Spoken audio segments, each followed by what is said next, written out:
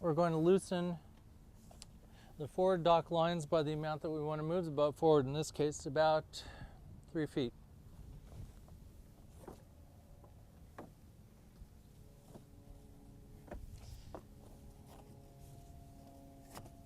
On both lines.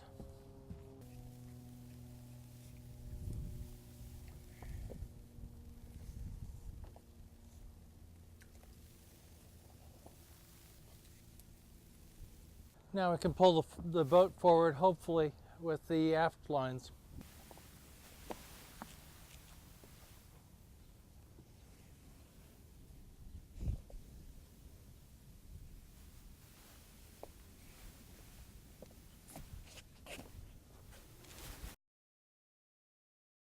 I'm going to put a fender in between the dinghy and the boat.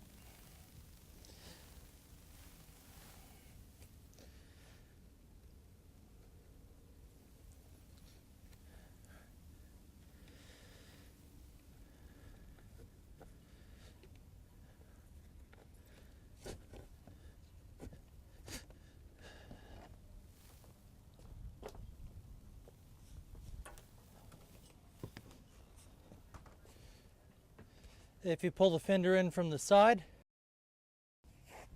you can get it inside fairly easily.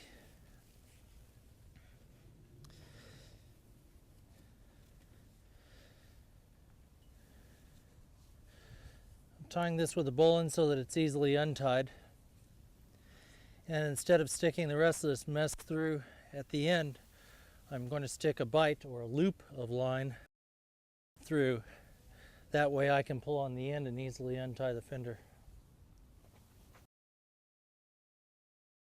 I'll manually place it.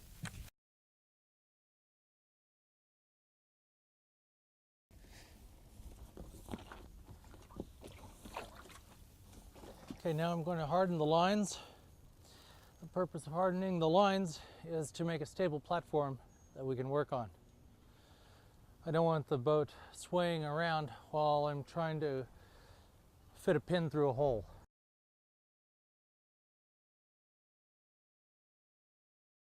There are several different ways of hardening a line. I want to get the boat close to the dock box on the starboard side. So I'll put most of the pressure on the port to start with, and then I'll harden it over to starboard at the end.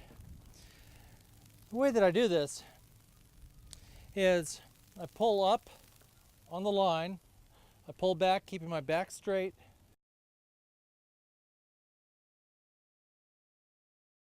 The way that I do this is I pull up on the line, keeping my back straight so I don't hurt my back, extending my legs and leaning back.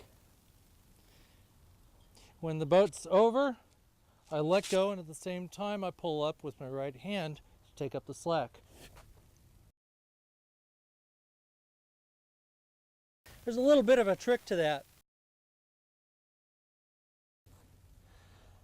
The trick is in keeping the tension on the right hand while you let it out with the left. Many people will let out on the left and not take up the slack as they do so. And so the boat just rocks back and forth and they don't actually take up line. It takes a little practice. The boat is now too far to the left.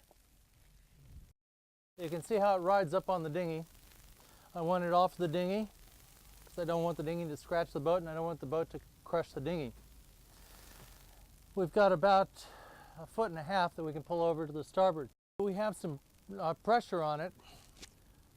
I'm going to harden this line in a different way to give me more leverage. I'm going to be putting considerably more torque on this line. The easiest way for me to do this is by stepping on it. Please note, I support myself on the boat. If I drop absolutely everything, the boat can move away from me and I can fall in the water. If I miss my step, I can fall in the water. So I get to amuse you. Push down, pull up with the line. Push down, pull up with the line.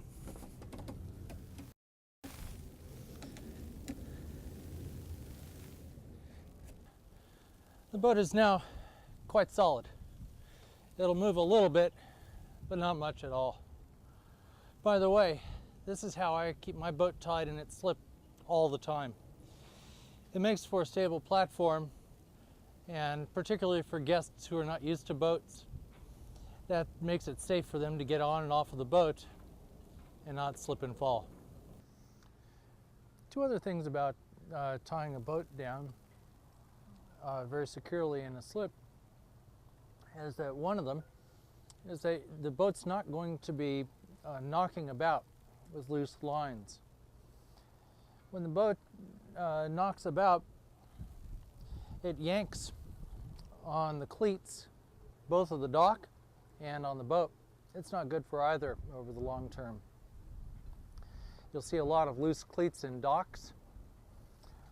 You'll also see cracks around cleats on boats, and that's usually why. It's from that yanking. So when you tie the boat down securely, you're going to be preserving your boat and the dock. You're also not going to be rubbing against the dock, so you literally don't need fenders while you're in the dock. Not going to have scratches on your gel coat. That's a wonderful thing. Lastly, you'll see that I've now got the boat tied at an angle. Although the stern is not close to the dock on this side, if this were the mounting side, I would have the stern of the boat closer to that finger of the dock so that I can get on it easily. I'll show you why. Because of the curve of the boat and keeping the boat close to the dock, it's easy to step up onto the boat at the entranceway. If you have the boat straight, you have a larger step. So keeping the boat at an angle is only possible when you have the boat tied down securely, and when you do, it makes getting on and off the boat quite easy and safe. So if you have any guests that are unused to getting on the boat, particularly if you're carrying a large tray of food, or you're a butler carrying a tray of drinks, it's real easy to get on and off. You won't spill a thing.